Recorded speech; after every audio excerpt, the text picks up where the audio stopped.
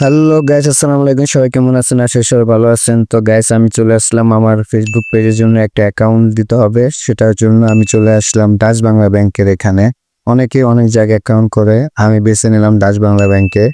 কারণ ডাচ বাংলা ব্যাংকে পেমেন্ট পাওয়া বা টাকা ওঠানো বা ভিডিওতে বুস্ট করার জন্য এটা একটা বেস্ট একটা ব্যাংক, যেখানে কোনো ঝামেলা হয় না।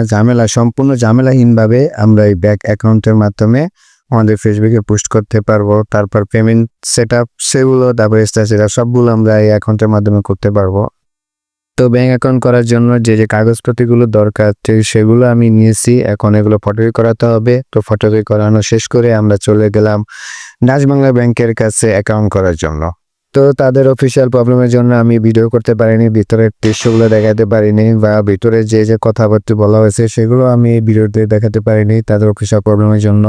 তো কথাবার্তা শেষ করে অ্যাকাউন্টটা গুজ করে আমরা বের হয়ে গেলাম। আমার যে এটিএম কার্ডটা সেটা বলছে 15 থেকে 20 দিন পর দিবে। আর কোনো ঝামেলা হয় নাই, আলহামদুলিল্লাহ সম্পূর্ণ ঝামেলাহীনভাবে অ্যাকাউন্টটা করে ফেললাম।